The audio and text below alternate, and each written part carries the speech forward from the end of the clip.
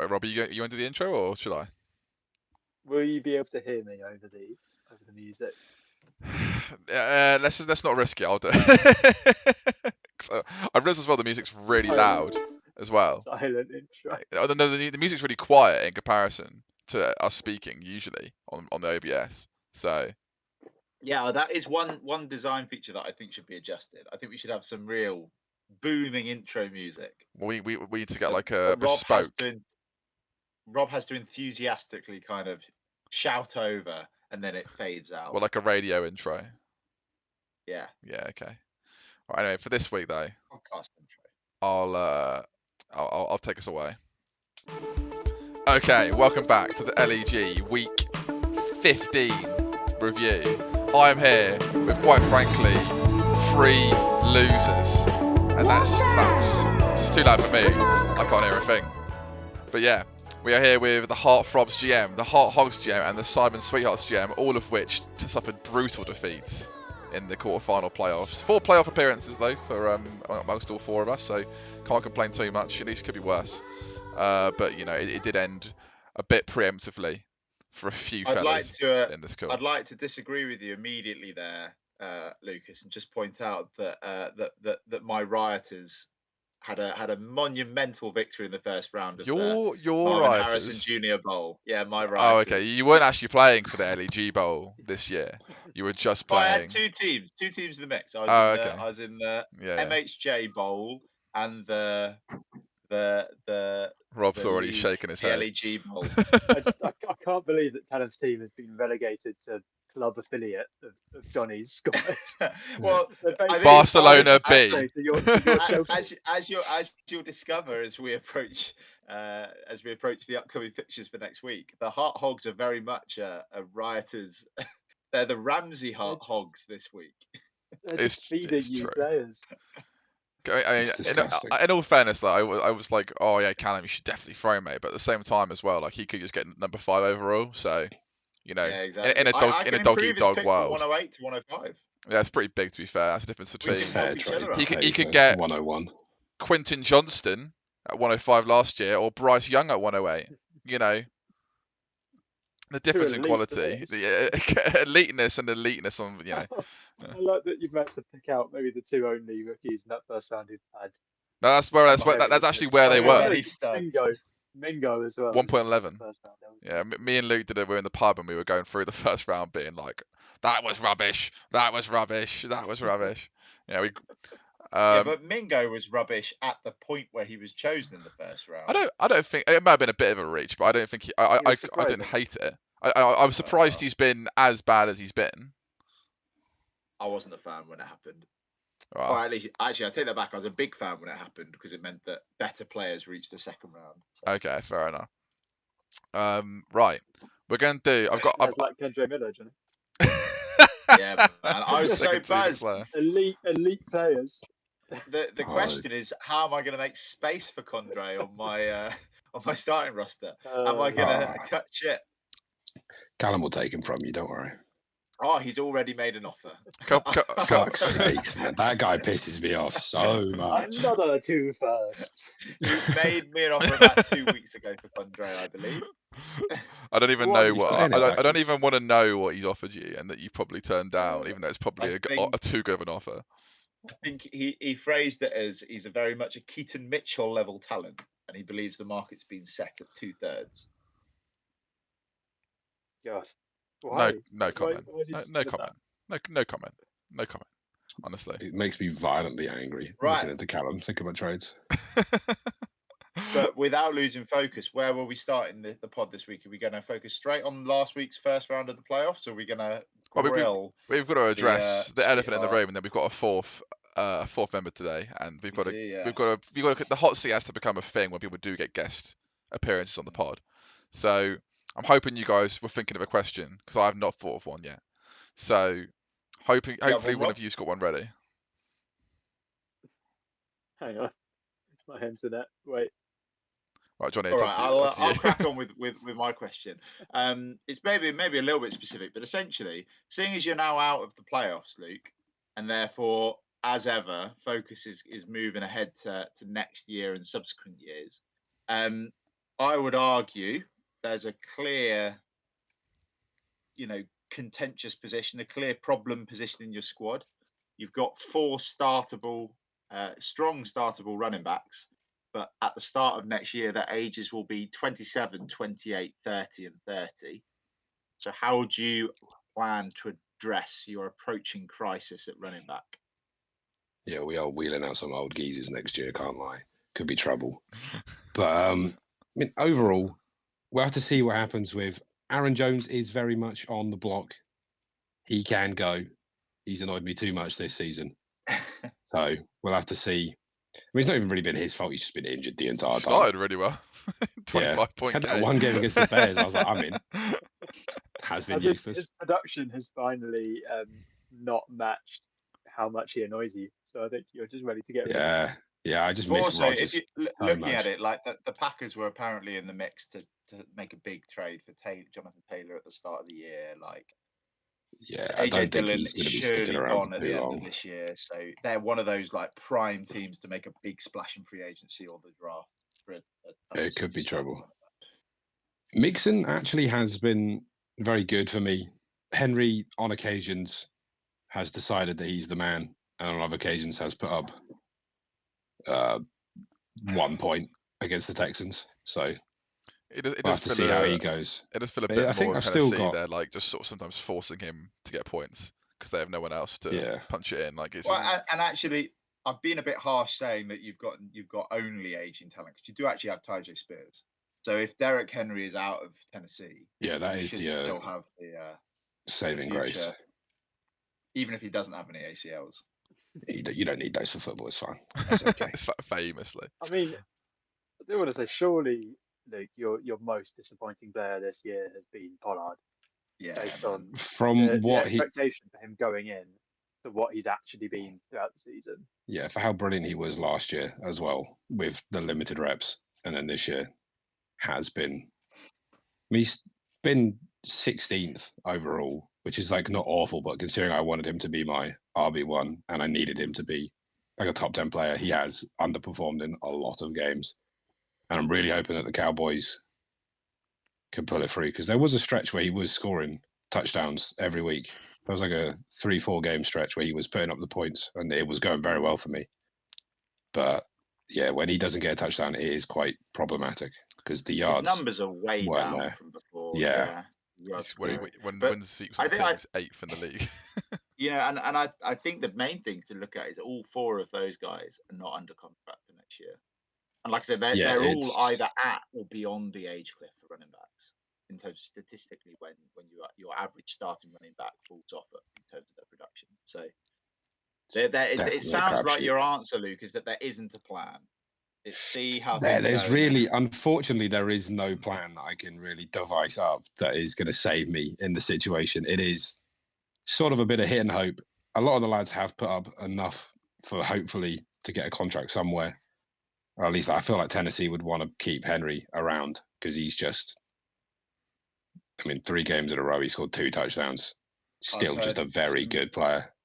I've heard some pretty heavy rumours that Henry's going to be signing with the Ravens this offseason. Quite frankly, that is gun. That would be fantastic. No, you would say that. Imagine Derrick Henry just doing what Gus Edwards does every week. Just get Gus Edwards with a better name is what he's going to be. But yeah, because he's not, his production levels aren't as high. I mean, he's still a better player than Gus Edwards. Like he's trading in a bus for a tank. Halfway through next year, is Derrick Henry, approaching 31-year-old Derrick Henry, necessarily going to be more? He's going to do a job though. Like it's not going to be. No. Sure, he can. But Gus Edwards has done a job this year. So yeah, well, I feel like Anyway, point being is that yeah. Rob, do you have a question ready, or should I go? I've got a question. Go ahead. Luke, thanks for joining us on the pod. Thank you very your much. tight ends, right? Dalton Schultz and Tyler Higbee currently on the roster. I think Dalton Schultz has been a very serviceable player for you this year, but realistically is not a future star or an ongoing stud tight end in the NFL.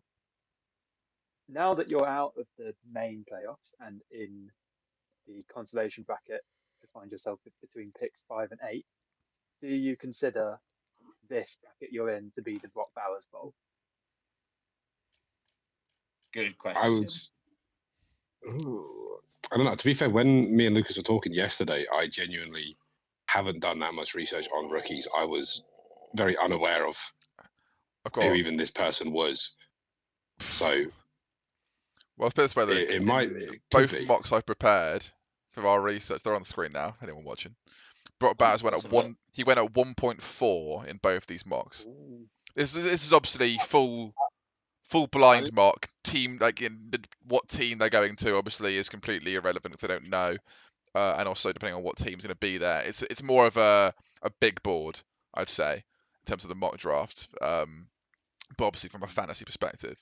But it's obviously hard to do that when you don't know what their role in a team's going to be. Like, for example, if Marvin Harrison ends up at the Falcons, he could follow the entire first round. You know, and what would be the point? Like, it's Absolutely no chance that Trevion Henderson is going in the late first. If he declares for this year's draft, it's questionable whether he declares, but if he does declare, like, he's not going late first, he's going early first. He's definitely going early. These are the fantasy experts, such as Destination Devi, who you're arguing with here. He has 7,000 subscribers on YouTube, which is a lot more than us, Johnny. Let's put it that way. You can't argue with that. Dynasty Land Football, they may have 2,000. All right, not many people do rookie 1 QB dynasty drafts in December. I mean, maybe we could discuss these guys a bit more later, but there are some very exciting names. But Henderson, if he declares, he looks like he's going to be the top ranked rookie, or at least in the mix to be the top ranked rookie running back this year. Whoever that is, given there's a lot of openings for starting jobs this summer, you know, that guy's going to end up being drafted very high. As you once said to me, Lucas, it's a running backs league. It is. To be fair, I don't think it is. Like, it is a running backs league, but this year's been very, as we I think highlighted in a few of the earlier pods, is that there's so few work. I mean, even in the first year we did the league, the running back usage for singular backs in a singular offense has decreased into more of a committee situation. Like there's so few running backs. Like the ones this year have been Kyron Williams, Rashad White, and then who else? Who's getting like 20 plus carries a game every week? McCaffrey when he's been And McCaffrey. The second half of the season, Javonte Williams, he just hasn't done much with them. So, but yeah, there's so few of them now. I feel like this could be me just absolutely waffling, but it does feel like that's the case. So maybe not as much as it was when we first started, but obviously the fact that, you know, standard scoring, catching the ball doesn't mean much. As long as you're getting in the end zone, and obviously, statistically speaking, you're probably more like if you're in the red zone, but in the 5-8 yard line, a running back is more likely to score than your receiver, probably. Although along that line, maybe this can be a question to the room rather than just for Luke.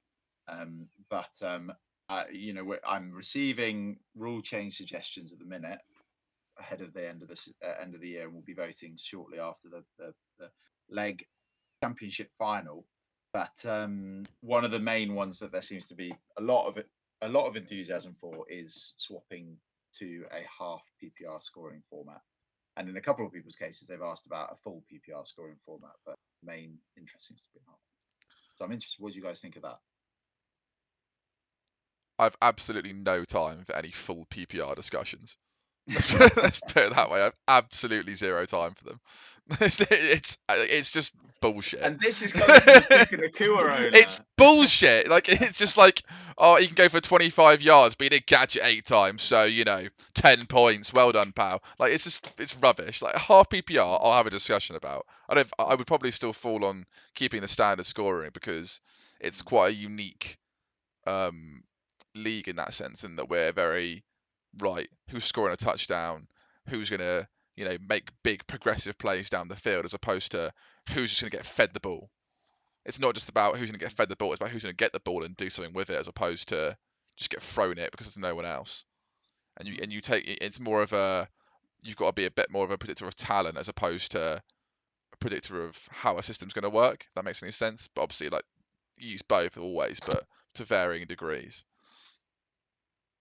What I would about say you, as Rob? a proud Michael Pittman owner, I would be well in favour of the transition towards This is some what I mean though. Like if everyone's already got their Well, stakes I in think this is players. why No, but I think whatever you have to do, you have to try and do it with an interest of what's going to make the game better in the long term.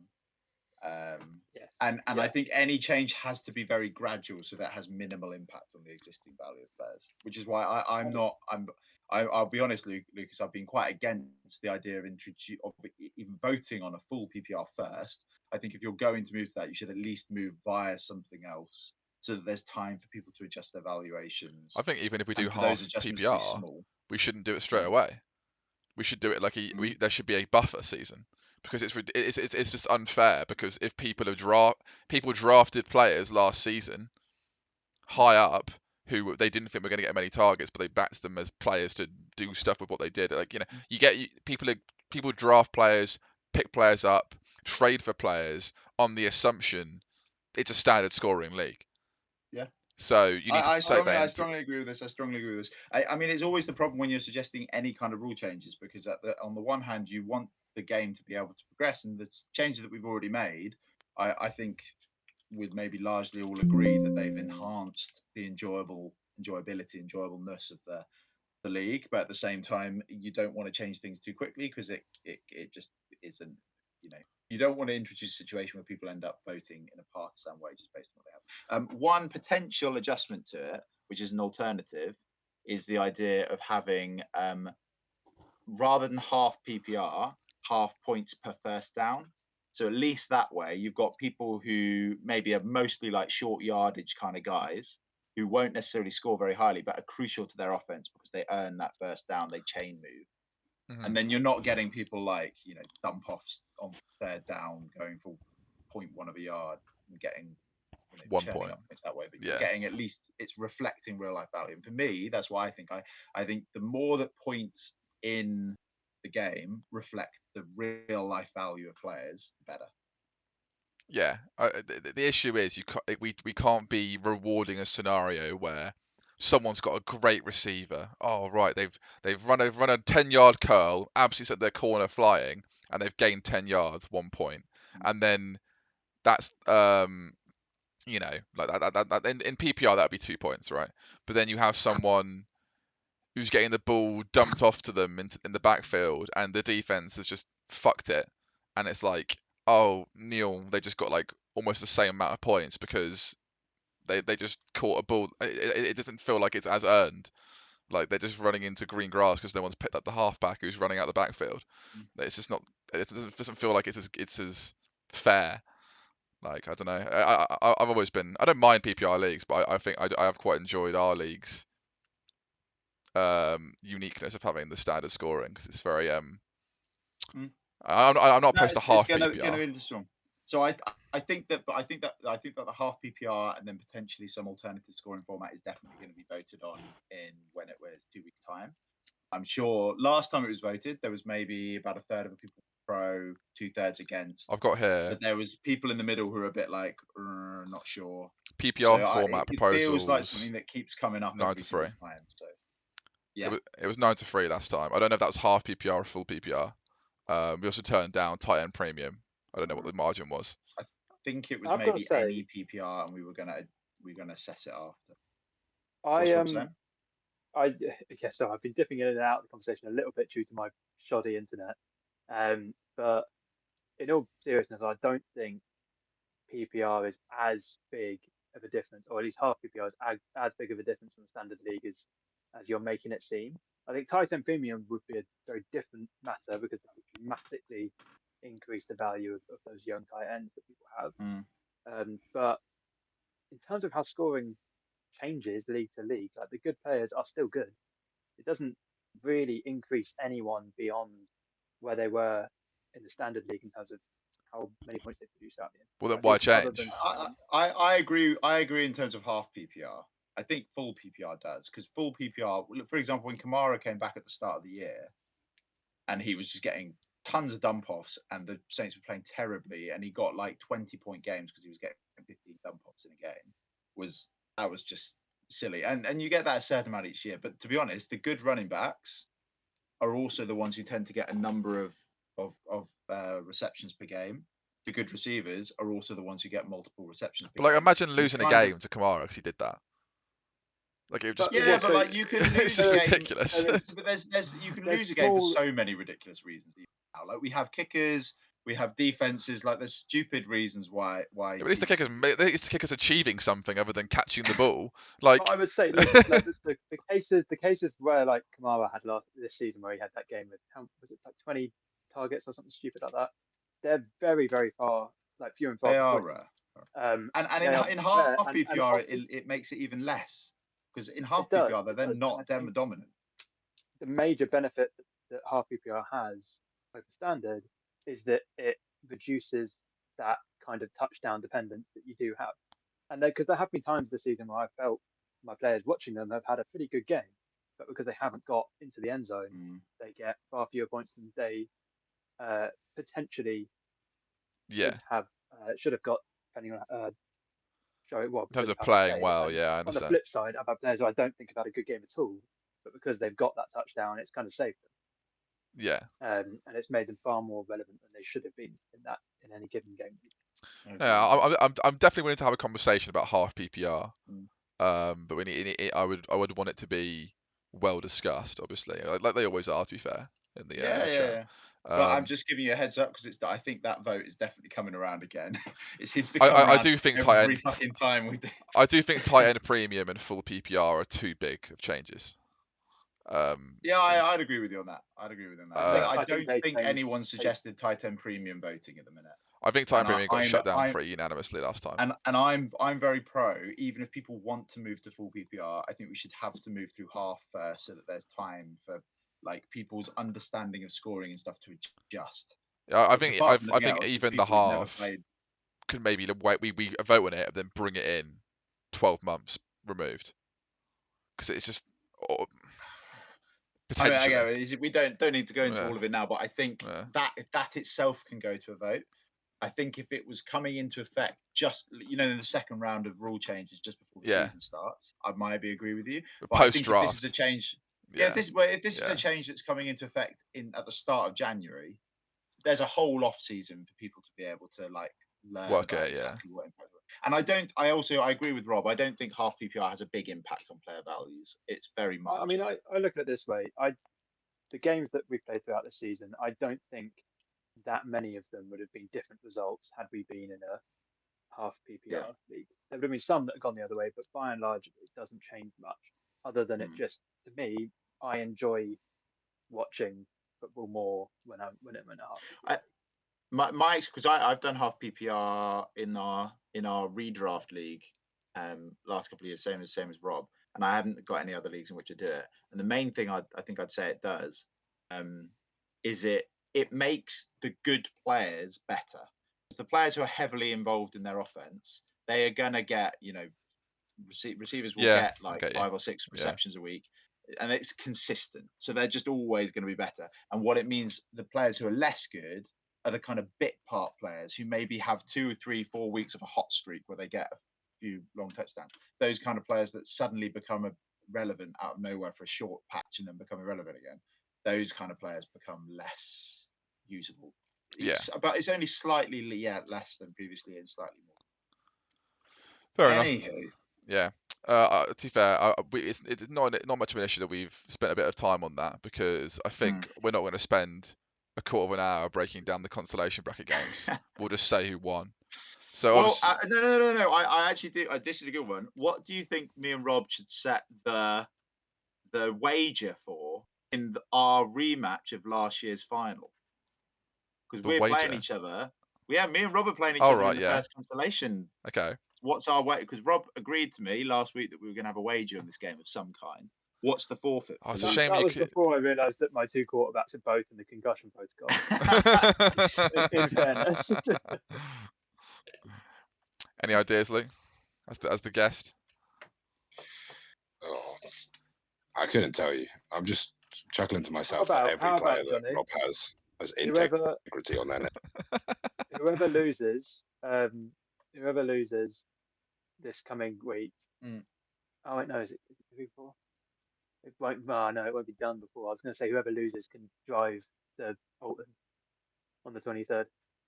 Oh Jesus! But I don't. We That is won't be brutal. waiting for Anyway, I'll be right back, by the way. Oh. We'll think of one. Oh, what? They What? both gone. What's happened? That's amazing. Have they gone off to be together? Didn't like that question at all. Maybe there's Rob, a. whilst they're gone, I'll also let you know another rule that I'm pretty certain is going to be voted on in upcoming rule change proposals is, again, it's this defensive player, increasing the number of defensive players. And again, there's been 3 different people who've asked me to introduce that. So Right. I think there is some keenness for it after the experience of the Standard League this year. Okay. So basically, we don't have an agreed forfeit for the loser out of me and Rob in our consolidation bracket game this week. So anyone listening to the pod, chuck your suggestions in the group chat, and Okay. whichever gets the most enthusiasm, we'll go with. Anyway, we'll skim through. I meant the consolation games in the bottom 4 games from last week. So we'll get on to the previewing this next round of consolation games. It is obviously vital for draft order, and I have got a little. I know you're watching the stream, you guys. I have got a little draft order projection chart here to see how it all lines up that you guys are watching. So we've got all the possibilities. We'll get to that in a minute though, because we have got to talk the actual bracket first. I actually get the bracket up. It would be a lot easier, wouldn't it, rather than looking at this list of. It is insane to me that the 2 teams paying for the first overall pick don't own their own pick for next year. It's a crazy situation to be in. Like, I do not understand why Ronnie and Callum care so much about winning. Well, Callum, it's clear because Callum owns. I own Callum's pick and he owns mine. So it's you like own a Callum kind in of every way possible, Johnny. In every way it's legal. Every legal sense, you own. Here's a question: how would the league feel about me? Can I start sending players on loan to the Rioters for their development? You may as well at this point. I'll send them back to you for a 4. Send Condre Miller and George Pickens out for a period of development on the Rioters' first team. Oh, God. That's actually just vile that you'd even suggest such a thing. Right. Massive. It would be a humiliating thing for Callum to accept. I know he would accept it. Callum doesn't need to accept that. The Rioters stood so tall last week. When they had to be clutched, they came in. Huge performance. He could have got almost half the amount of points and won still. It was not when they had to be clutched. I know, and he didn't leave it. He didn't leave it down to relying on his team. They were terrible when they had to be clutched. Perennial bottle jobs. He was 4-1 and won one more game the whole season. It was great at the only point of the season where it mattered absolutely nothing. Why not? To be fair, Luke, at least if Callum does earn Johnny that first overall pick, you'll be at 2.01. You'll be at the Sam Laporta's pick. It's not enough. It's not enough. It's not the iron price is not. It's not good enough. He really is. He's BP right now. He's funneling just war crimes against the whole league, and he doesn't even realise it. Mate, good trades. But anyway, as we've covered, Callum has beaten James Bates convincingly. Bates' team once again just did not show up. The story of his whole team. Spoken about it 10 times on the podcast this year. It's been such a bad season for Bates. Every one of his players not worked. Also, what you guys haven't seen is Bates. So James he was the strongest team in the regular season in our other division. He was comfortably the best, and he was playing again Charlie in the first round of the playoffs, heavy favourite, and he just got absolutely shellacked, and he's gone straight out in the first round of the 16-team league. Not a good year for Mr. Bates. Entering the season with so much optimism, and then it's just been absolutely dumped out. Anyway, so he'll be playing for the 3rd overall pick against Aiden, who are, I feel like Ronnie and Aiden are probably the 2 best performing as of late teams in this bracket. So it was tough there to play each other in the original matchup, as is evident from their scores in these games. Put some respect on the Rioters' name, please. Is that the first time they scored over 100 in like weeks? I swear. Yeah. Exactly. Well, They just needed something to play for. that wasn't themselves. Yeah. But anyway, point being is that Ronnie and Aiden both scored very well. Actually, would have beaten half the actual playoff teams this week. Well, as if they were Aiden in pointed out, Aiden would have beaten every single playoff team other than Ben Cook. If he had the seeding, he would have lost to. Actually, no, that's a lie because that's added on, isn't it? Yep, never mind. But anyway, yeah, Aiden would have beaten everyone in the playoffs, bar Cook, as would Ronnie. So there you go. Other than Ben Cook. So there's a favour up there, but we'll get to that. And then obviously, so Ronnie is going in, as I put in the group chat. Gotham is relying on one man to save us all. Ronnie Wait to save us There's from a risk MSJ. of creating another superpower out of the Earth division. Ask I'm not concerned that Joe Flacco is going to continue to ask enter everyone in the league Whistleblowers. if they're worried about you or Charlie getting MHJ more, and see who they say. Well, 11-1. I'm 11-0. We'll say you. If not, let us know in the chat. hang on. I'm going to make a little note of that because Charlie's determined to join us. He's downstairs. He's going to join us when we discuss his own fixture. Oh, right. I'm That'd be going to nice. make a note of that particular comment by you. I'll put it to Charlie when he comes up. Okay. Anyway, so yeah, not much else to say. Callum playing Johnny, or not Johnny. Callum playing for Johnny against Ronnie, who's playing for Charlie in the toilet bowl, and also for ninth place. He's playing for pride because on the LEG I do have. If you win this game, you come 9th, not 12th. Even though you get the first overall pick. So, meanwhile, Bates and Pond playing to not come last. And to be quite frank, Aiden should probably come thing.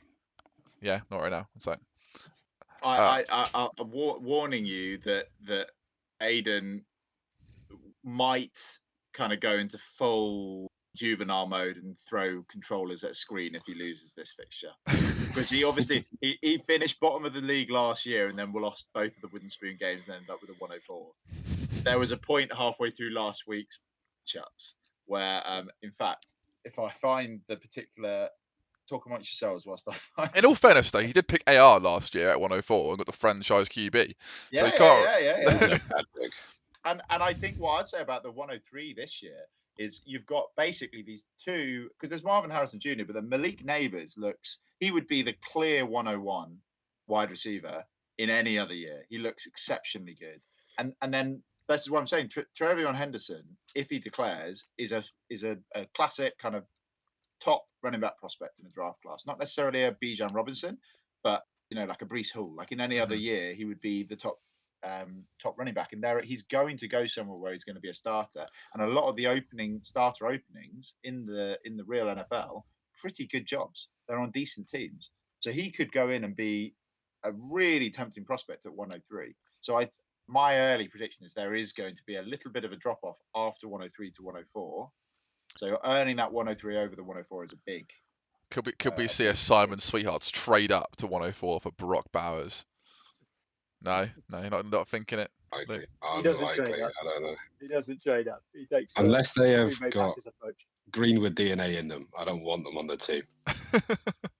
I just realised actually we were obviously making a joke quite a bit in the last couple of weeks that Ronnie would be drafting the offensive player the Chargers take in the top 10, whether that be potentially Brock Bowers. He doesn't actually have his own first round pick or any first round pick in this year's draft. So if he was going to do it, it'd have to be a trade up from the second. Love finds a way. Love does find a way always, as we know. It's Christmas after all. This is our last episode before Christmas as well, so we'll have to. Oh yeah. Wait, is that right? Yeah, because this Sunday is the 24th, isn't it? Yeah. Anyway, so moving on to the actual playoff games, we won't go through everyone's players. We know who's playing well and scoring points for people. Really, like guess what? Guess who scored points for Ben Cook, guys? Guess. Oh, who was it? Oh. Lamar, McCaffrey, Mike Evans. Surely they'll give him some rest. Like do they? I can't remember. The 49ers, how secure are they in the number one seed for? It's. I feel like if they win this week and like maybe like who's number 2 in the NFC? Well, believe it's a battle Eagles? between the Cowboys, Eagles, and Lions right now. The next nearest Another team is piece. Dallas right now, and Dallas just lost. So going into next week, let's just say, like Niners win. Dallas are playing Miami, and the Eagles are playing the Giants. They won't lose. Ah. Oh, Charlie's here. I mean, they could actually tie up the one if, unless because Detroit could win, couldn't they? You can have the seat. But it's not. I'm just It trying to- won't I'm be just trying to tied up think, by is final there a week situation? Is there a situation where they rest McCaffrey in week This is 17. No, where the magic happens. This is... it's very unlikely. I mean, all the top 2 and 4, every team with 10 wins or more in the NFC, other than the Niners, would have to lose So Luke's there. to guarantee it. Weirdly, it seems that Shanahan is ready to just run McCaffrey into the ground. I mean, it at is any given working. second. No one can stop him. But anyway, It's not the Ben working. Cook train Just rolls continue. on, but Lucas couldn't quite make the most of his appearance in the playoffs. But to be quite frank, if anyone had got into the playoffs in Crystal's place, they would have been pumped. They would have been pumped and sent packing in the exact same way. Yeah. So it's not. I'm going to say this though. I'm calling it early. I think Greenwood's going to beat. I think Miles is going to beat Ben Cook. You have been Me and Luke saying got a for few the last observations though. 10 weeks. It You've been saying is for the a last 10 shout. weeks that Ben Cook is going to Sorry? fall off. You've been saying for the last 10 weeks that he's going to fall off, Ben Cook, and he has yet to do so. This is the week. This is I the have a week. great feeling about the Grenadiers. They've We got were it in saying- the bag. So Matchups for Ben Cook's Ben team Cook. is quite rough. Ben Cook will be on a train to the Brentford game on Saturday listening to this. He'll be sat there seething, Oh, no. can in hand, I think this furious. is the week. Like, the Grenadiers have the playoff experience. They made it to the semis last year, and they got sent packing. And I think they've come back, and they've had a really one of those classic seasons where they've won where they've had to win. It's not necessarily always been glorious. It's not necessarily always been, but I think he's got it in the bag. I'm backing him. Well, tell you what, Charlie certainly agrees with that take. Oh, good point. All very good points. I've never seen a It man looked a more. bit like it looked a little bit like you'd had a sort of Make-A-Wish kid come in to have a look around. Hang on, boys. First remark. So first off, thank you for having me. But Double guest long-time appearance. listener, Yeah. First time appearance. Johnny's headphones are terrible. I have no idea how he does this every week. I can barely hear what you're saying. Right, welcome, Charlie. Thanks for coming on. Thank you. Making an Just like to appearance. clarify, it's not the headphones. It's these guys' internet connections. Is it? It's They not are mine. shocking. No, it's Rob's. It's Rob mucking is up very quiet. Yeah. Apologies. Yeah. Anyway, moving on from Ben Cook and Luce, we move on to the guest sweethearts. They went down to the Greenwood, the aforementioned Greenwood Grenadiers. Luke, why don't you walk us through this crushing defeat for yourself and the boys? Truly gutting stuff. Miles has done one, and he's done me in pretty nicely. I've been Laported in 3 out of the 4 leagues that I'm in, so truly I've got just a vendetta against him. Can't stand that. 56 yards, 3 touchdowns, kind of gutted across the board. Well, it could have been worse. Yeah, It could have Rashid been Rice. 1.5 points on top of that for touchdowns. Could have You know. been. Golly. that'd have been a real nightmare. Rashid Rice once again coming back to bite me, which is unfortunate. Yeah, you only need played Sky more, man. It didn't make too much of an impact in the end, but that whole Jalen Hurts scenario was incredibly frustrating. Fuming about that, fuming. What was going on there? He picks up Mariota just to spite you. Yeah, There's no reason look at than chuckling away off just screen. spite. Actual rat bag. That laughed Right, outrageous. Nick Sirianni Actually, has he. his blood on his hands. It's a child catcher. Do you know what the funniest thing about it was? Is I got so excited picking up Mariota in the Dynasty League. I managed to not pick him up in the Standard League, in which I have Jalen Hurts and was completely reliant on him playing on Monday night in order to make the semis. And I got lucky, obviously played, but like I so nearly completely fucked it just because I was getting so excited by screwing Everything about it was like, this is trouble. He's not going to play. They were all saying he's not going to play. Nick Sirianni even was like, oh, we don't know. And then out of nowhere, it's just like Batman's signal comes out and he's just on the field. And Isn't it like But always was like awful. Derek mega Carr bullshit? had They a always rare, know. solid week. Yeah. Derek Carr was actually the man. Like across, I was very happy with him, Yeah, you can't really complain about him. To be especially fair, as in the end, I was asking these boys whether, like, who I actually pick up, if it was Derek Carr or anything. we were A saying lot of Tommy Tommy D was Cutlass. getting floated in the air. But ultimately, Looking really rough. the fact that you were one of the main reasons you were done in was Sam Laporta absolutely putting a number on you. Does this I mean, only Derrick Henry contribute to your desire to win the Brock Bowers Bowl? That is something that I'm like genuinely thinking. Having a good tight end for a couple seasons at least is clearly a very important thing, because while Schultz is good and he steadies the boat, he's not rocking out 24 Laporta points numbers. ever. Yeah, he's never doing that. Yeah. So I mean, It's true. it definitely would be an option for me if I do find myself in a position where I could bring this boy in. It could be the Yeah. move. The Georgia boy. Now, not to rush us along. A second ago, Charlie did mute our microphone so that he could ask me. He said, "Oh, why are we talking about Luke's matchup? When are we going to be talking about my victory?" There's an order here on the playoff bracket. We're getting there, Charlie. And to be fair, it is about time we get to yours and Johnny's matchup. Biggest game of the week. As you're so Biggest keen game of and the you're week. leaning into the camera like a toddler about to eat his dinner, how about you Oh, walk us God. through the game?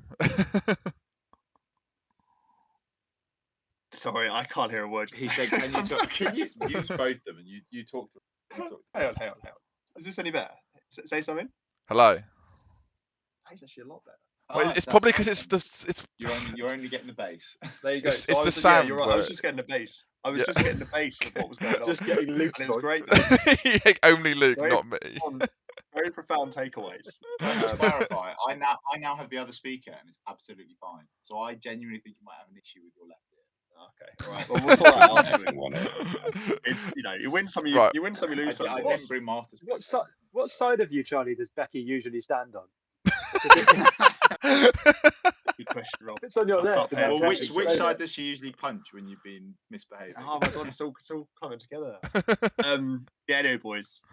Big week for the Whistleblowers. I think that's still what our team is called. I don't know whether Luke. Integrity phase. You're the integrity phase. Integrity I phase. messaged Charlie earlier when I was preparing for this pod, being like, Charlie, please change your name back. It's stressing me the fuck out. And he replied with, done. And I looked back on Sleeper and his name was Integrity McIntegrity Face.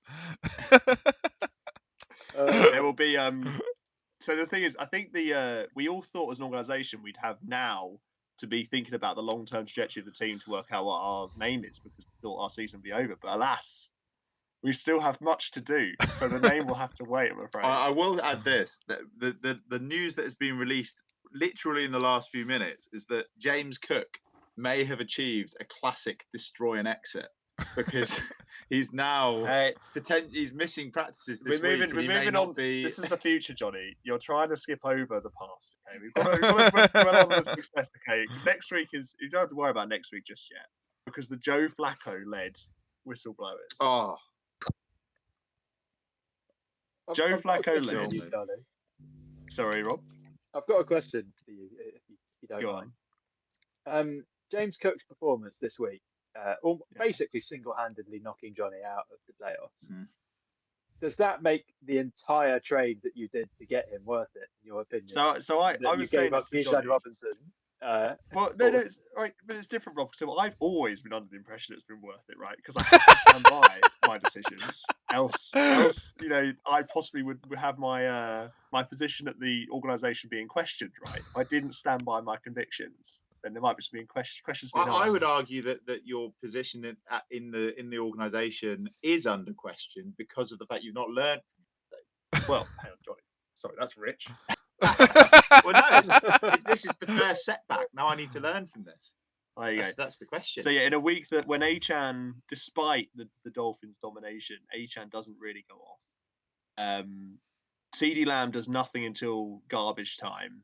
Gabe Davis doesn't catch a single pass, and yet, the Whistleblowers prevail. And I left 37 points on the bench. And I know that Johnny's going to talk about Jalen Warren, right? I'm not going to talk. Well, no, I think you should, because that is like there is a fork in the road that Johnny It was has. literally 2 minutes before start, but I don't need to because I thought it was the right decision I was making. This happens all the time. Very frequent to leave big points on the bench. Waddle, I should have said, by the way, Lucas. Yeah, not Warren. 20. Yeah, I thought it was Warren. Yeah, that's what I Yeah. thought you said.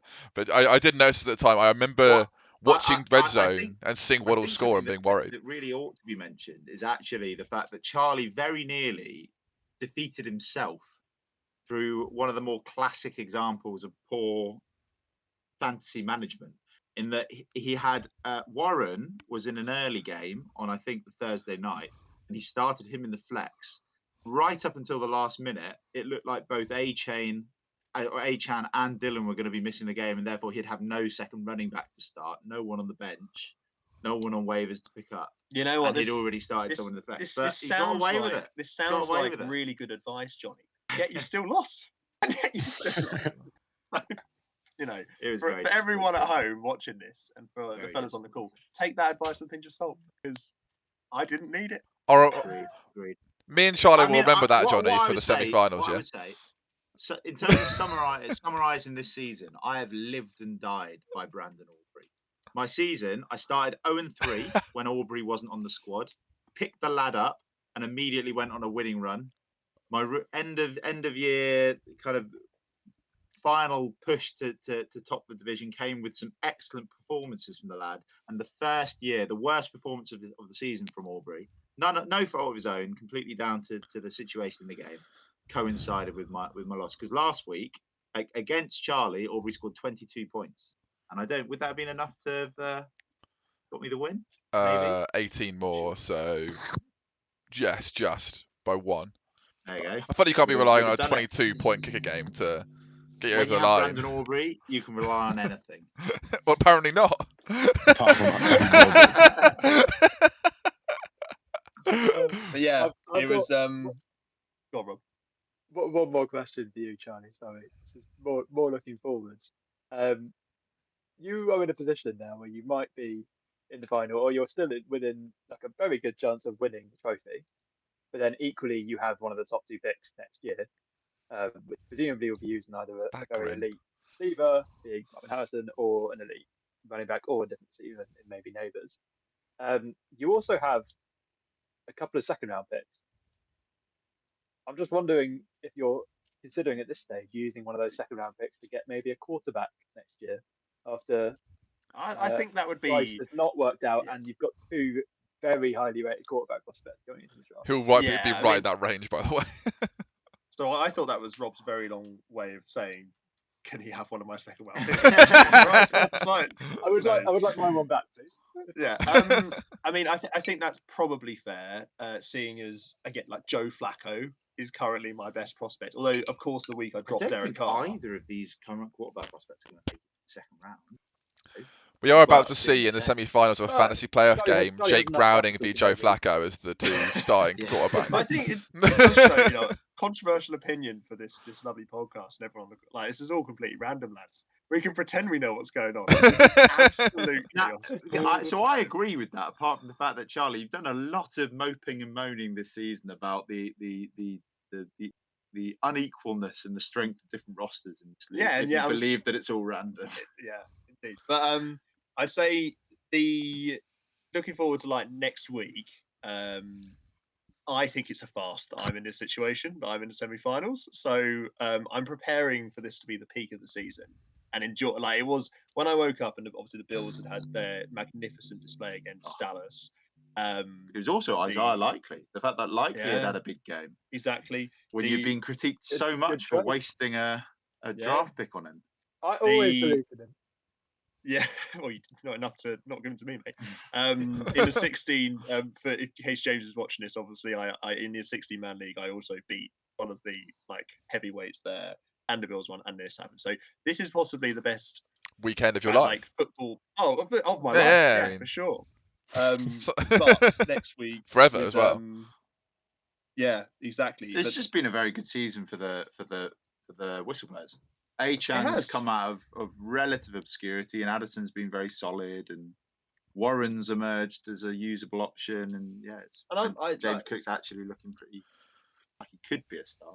Maybe a question for the boys before, obviously not wanting this entirely to be about this game, but I was listening to around the NFL today, and they I think Greg suggested that he thinks Achan is a better running back than Mostert. Do we? Well, what he are our is. thoughts on that? Yeah, I mean, moving forward, I think he will be, but But no, it's not even like in fantasy terms, right? Just as a player. Yeah, I think that's fair. But at the same time, the reason why they'll put Mostert in the most critical situations right now is he has a lot more experience. Yeah. So there's all these kind of things that in fantasy you don't see that much, but stuff like pass protection, stuff like it's just ball security. Being a when back you're who running can with the pass ball. protect is so important as a running back. Like, if you Right, can't so do these that, kind you of things- just and- won't play half as many reps. Exactly. And I think it would be, even if he is good at those things, we know Mostert's good at them. He's got a very long track record of doing under pressure. So if it was, Super Bowl game on the line, I'd put Mostert in at the 5-yard line. Yeah, over 8. Yeah, but Achan, has got a big future in that backfield. On that note as well, that's why Khalil Herbert has very much not succeeded this year. It's the fact that compared to Foreman and Roshan Johnson, he may as well not fucking be there in pass pro.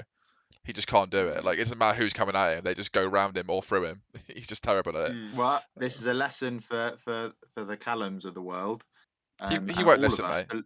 When you're looking at running backs and being tempted in and thinking who's the pump and dumps and who's the the Rashad Whites of the world, where start of the season you'd look at a Rashad White, a Khalil Herbert, be like very similar situations, very similar temptation. But the main thing to look at the difference of how likely they are to succeed is don't look at highlights of them running. Find out what experts think of their pass pro and what they think of their ball security, because those two things matter almost as much as kind of explosiveness and big yardage gains to coaches in real NFL. I do agree. Opportunities equal points. One more playoff game to go through, which also does kind of lead us into previewing the semi-final between myself and Charlie. Oh, hang on, wait. I had a question that I needed to ask Charlie. Well, go ahead. Based on a comment you had made earlier. Oh yeah, of course. Lucas. So everyone in the league earlier was talking about the MHJ Bowl between Callum and Ronnie, and basically saying that everyone in the league is afraid of the Heart Hogs getting Marvin Harrison Jr. And there was a comment made by, I can't remember if it was Lucas or Rob, saying that nobody's afraid of the Whistleblowers getting Marvin Harrison. In comparison to you getting it, let's not make it sound like. Your comments? What's your comments about that, Charlie? I have thrived in the face of adversity, right? So long may you guys underestimate the integrity of Whistleblowers. However, and I love the sleeper feature that talks about the percentage. Let's sit the start and sit accuracy, right? So even if I get this chap, okay, there's a chance I'll probably sit him in the wrong place. I'm gonna trade him. I'll trade him to James Bates in week 2 for a shite tight end. So there's a lot that the Whistleblowers need to do behind the scenes before we actually are, a threat.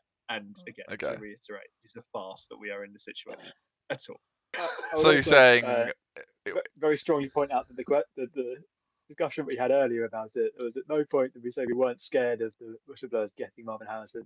It was just more that we wish success for the Whistleblowers far more than we do for the. That's not true. The specific reason. No, Johnny, that is what I meant, and I said it.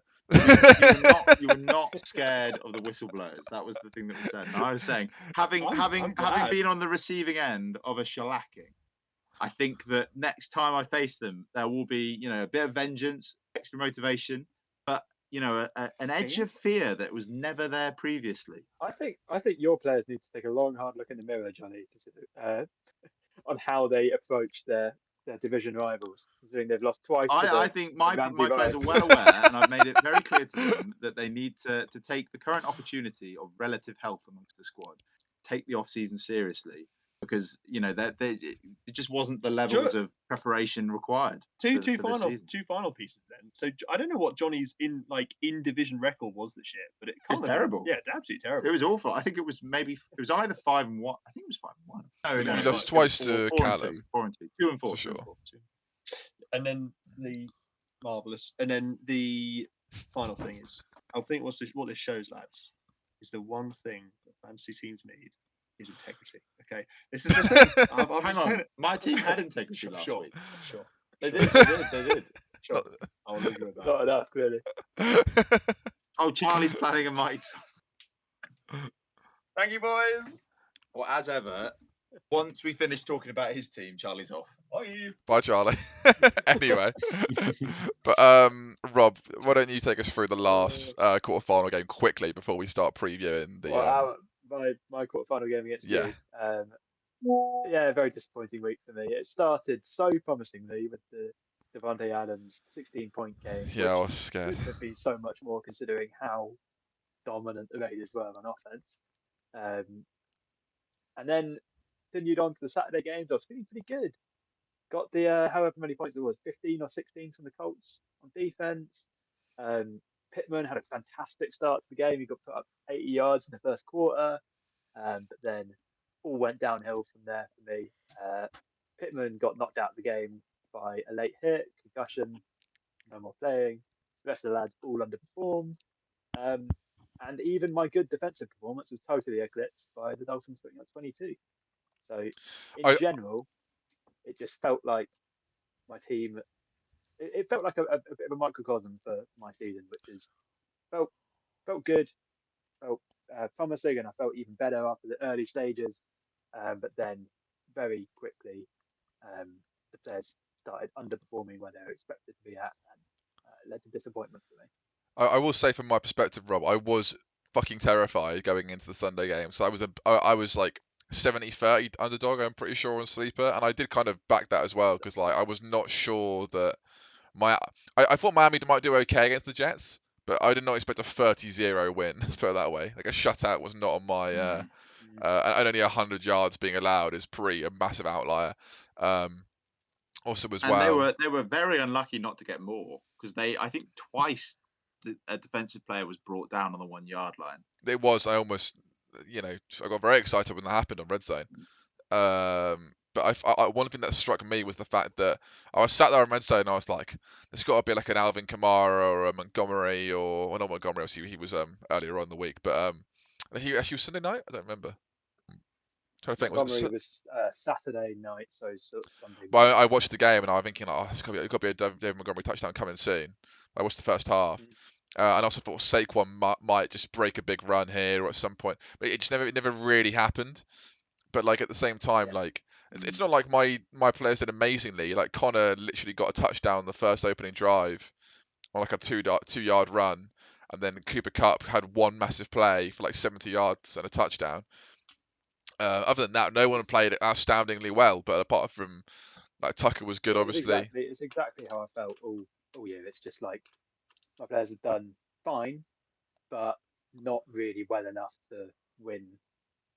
Basically. Yeah. Well, Rob and I had the same problem here, which is basically that other than one player who had a good, strong performance, you had Adams, I had Gibbs. Everyone else, there just wasn't a touchdown. So it didn't even matter if you had players getting solid games like 70, 80 yarders, or even in some cases 100 yards. There was just no scores that were big enough to compensate for the small games because of the lack of touchdowns. Absolutely. But yeah, that leads into the final four. I suppose we should go with that quickly first before we go into the other consolation games. It's getting to the hour mark here.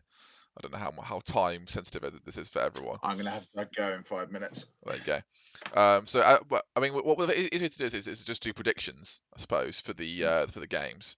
So first of all, we've already touched on this one briefly. Greenwood is playing Ben Cook. Interestingly enough, is the fact that Ben's quarterback and McCaffrey are playing each other in quite two really good defenses against two really good offenses. Edwards as well. Who? Sorry. Edwards, Edwards is playing San Fran as well. You're right. So it's Jackson and Edwards playing at San Fran's defense. And also low-key, Mostert is against the Dallas D. Yeah, and Deontay Johnson against Cincinnati. Cincinnati's defense isn't bad, and Cincinnati could just end up. I mean, is it Mason Rudolph for them right now? Yeah, not amazing. I think Mike Evans will be fine against Jacksonville, and Kelsey likewise against Vegas. Even though he has been quite yippy of past, he's not quite. He's getting a bit distracted, I'd say. You know, dropping passes. You see that one he dropped last week in the end zone? It's terrible. Yeah, he keeps looking into the crowd, I think. PI, it was PI. I swear. He's wide open in his hands. PI. But yeah, Probably had Um, screeching in the stands doesn't help at all. the screeching. But I do agree. I like the matchups on Greenwood's side a lot more, but I like the players more on Cook's side. So it comes down to a bit of a philosophy I mean, in we could starting. do a. Should we do I think a Stephon 3-2-1 Diggs for could have a next 2 big wins? game this week. I do agree. He could be having Against a the Chargers, big yeah, game. Christ. Yeah, they could be. Well, they sat Staley, and there's always that new head coach bounce, isn't there? So, but yeah, looking at these rosters here, they got the provisional starting lineups, of course, up here now. Should we all just say together? So Greenwood or Cook, who's going to win on 3? Ready? 1, 2, 3. Cook. Greenwood. So, did everyone say Cook but Johnny? Yeah. I'm backing him, man. Did you say? I'm Did a you, Grenadier this weekend. did you say Cook as well, Rob? Rob, who'd you say? He's I cut out. I cut out. Who did you say, Rob? Cook. Okay, so I think it's preordained this season. It just feels like It has felt Meant to like be. it. I agree with that. yeah, but I But thought I think it's there's a game he could preordained lose. for Cook to make it all the way, get to the point where like he's nailed on, and at that point everything goes wrong. I think it's One preordained. loss is all He it gets to the takes. final. He gets to the final, and Joe Flacco beats him with a 22-point performance. Madison brings it home. Oh yeah, outrageous. Imagine. That would be quite funny though. Or Jake Browning, one of the two. Oh, Christ. Jake Browning starting rest of Oh the yeah. season now. Well, this week he is because he's got the best match. I've got some terrible matchups. We'll get to that in a minute. But I just feel like it's at this point I'm tired of betting against Cook, so I'll go for it. The other semi-finals, of course, me v Charlie. Jake Browning is playing this week, but all my quarterbacks are playing really hard defenses for quarterbacks. So Browning's playing Pittsburgh, Stafford's playing New Orleans, and Sam Howell's playing the New York Jets. I don't know if the Steelers will be as tough this week. That's Because, why I'm playing Jake Browning. Fitzpatrick got injured last week, and one of their cornerbacks got ejected, so be a little bit weaker. Can I ask a question? Is Jamar Chase out for this? Yeah. Which is Nice. Yeah, Come on. Very excited about that, of course. I was watching that earlier in the week. Is he definitely out? He is, isn't he? It's a separated shoulder, isn't it? Yeah. So not ideal for. Puka Nacua is out of the lineup for the most crucial game of the season. He's not outscored Cup in 4 or 5 weeks. So I just can't do it. Like, it's tough. But also, I can't play both of them. New Orleans' pass defense isn't even that bad. I can see Stafford getting clarted by the pass rush a few times. Like, obviously, if he scores, fair enough. Like, you know, I'm glad to see him getting involved. You know, even when he's not on my starting lineup, I want to see the boy do well. Okay.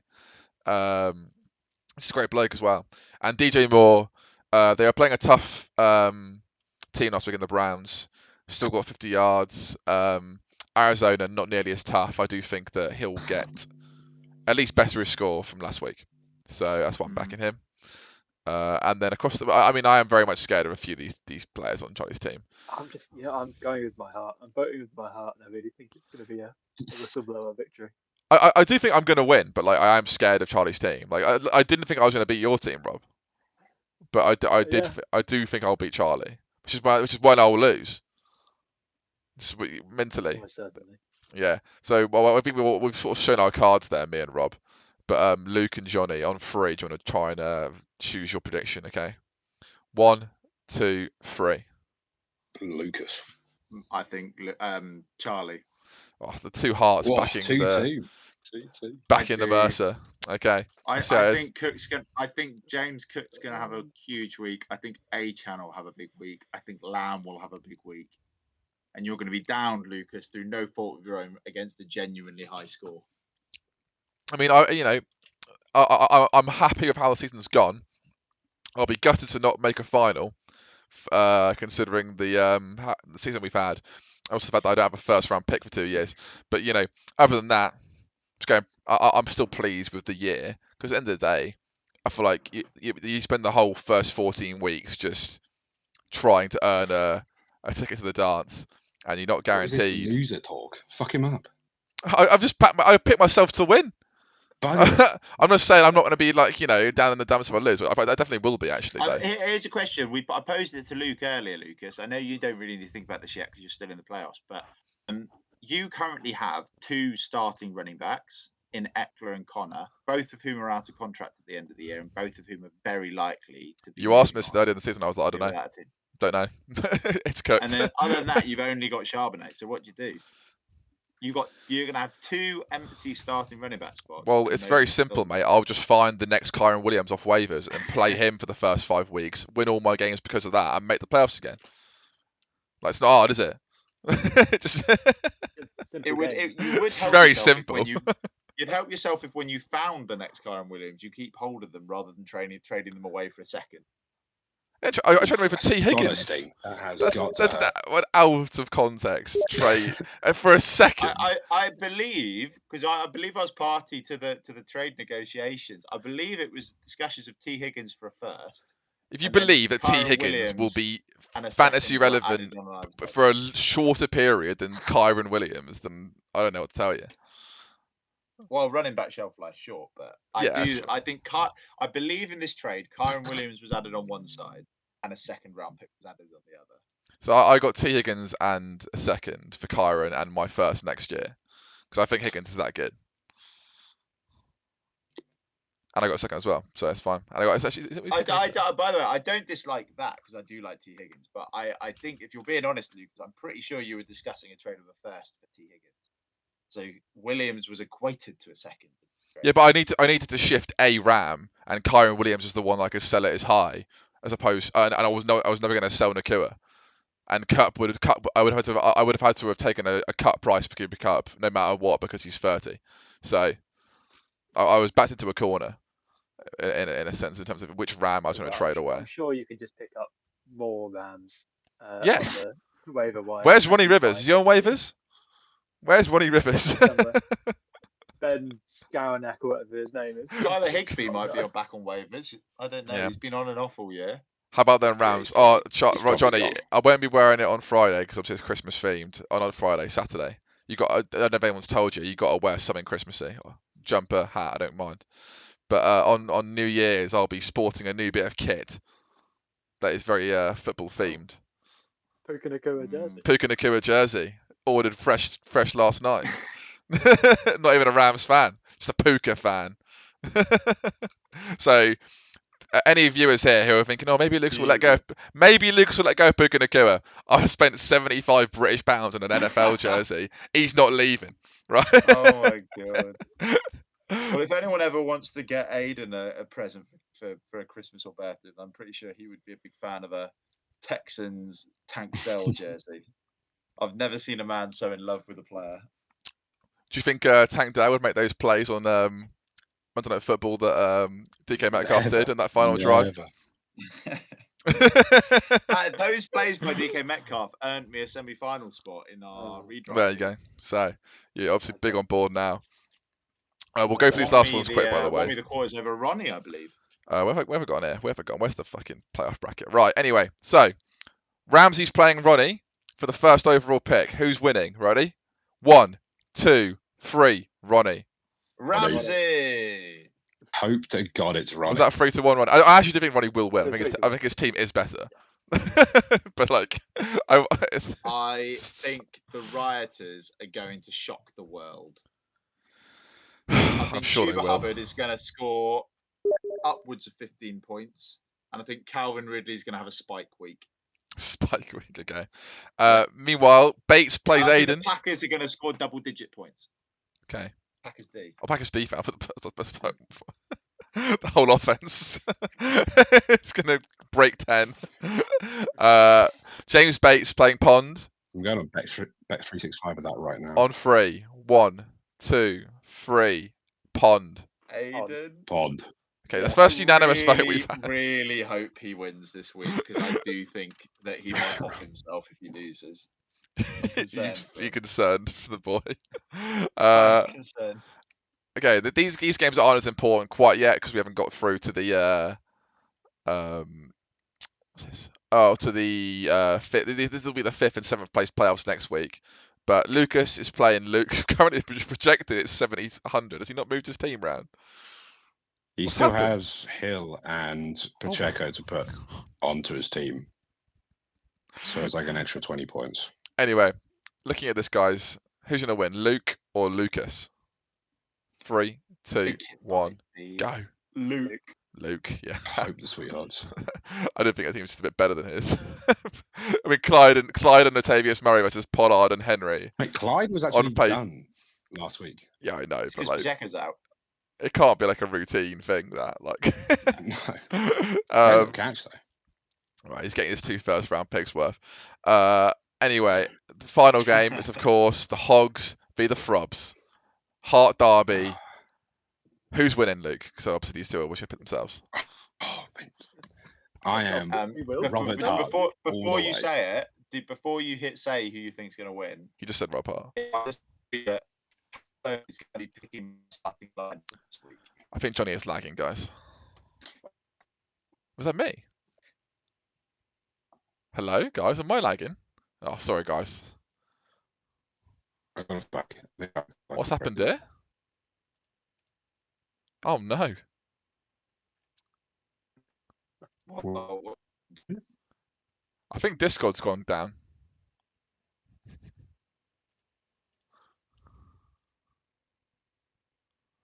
Oh no. Alright guys, it's just me now. Let's put the end of the pod. See you next week.